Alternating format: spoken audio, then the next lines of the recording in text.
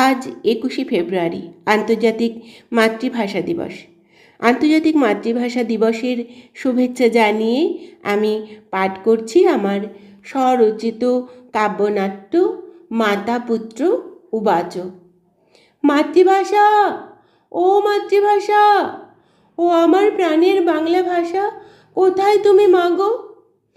এই তো এখানে। এ কি মাগো, তোমার চোখে আর জল কেন? আজ যে 21শে ফেব্রুয়ারি, আমার সম্মান রক্ষার জন্য আমার সন্তানদের আত্মবলিদান আমি কি ভুলতে পারি? বলো, আমি কি ভুলতে পারি? হিন্দু মুসলমান, জাতি ধর্ম বর্ণ নির্বিশেষে আমার সকল সন্তানদের রক্তে ভিজে গিয়েছিল এই বাংলার মাটি। সে কথা আমি কি ভুলতে পারি? সেই পবিত্র দিনের কথা আমরা কেউ ভুলিনি মাগো। চেয়ে দেখো, সারা বিশ্ব জুড়ে আজ রফিক, সালাম, বরকতের মতো তোমার বীর পুত্রদের স্মরণে সম্মানে সকলেই গৌরবান্বিত।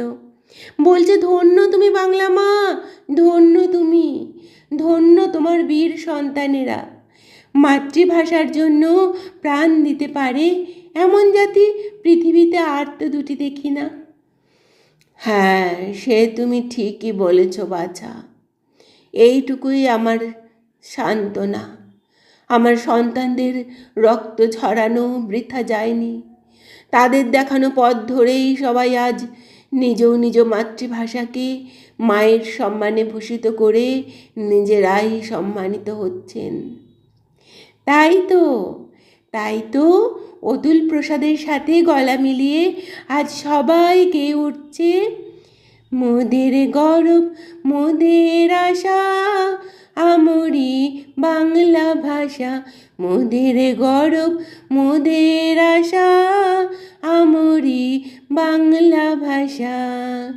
মাগো তোমার কোলে তোমার বলে কতই শান্তি ভালোবাসা, আমরি বাংলা ভাষা।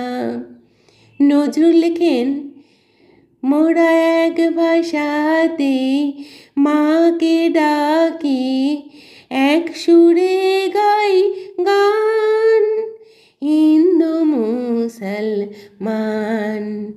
মোরা একই বৃন্তে দুটি কুসুম, হিন্দু মুসলমান। এসো মাগো, চোখের জল মুছো আর আশীর্বাদ করো যেন তোমার বাংলা ভাষাভাষী সকল সন্তানেরা চিরকাল এভাবেই মাতৃসম্মান রক্ষার্থে আগুয়ান হতে পারি। প্রণাম।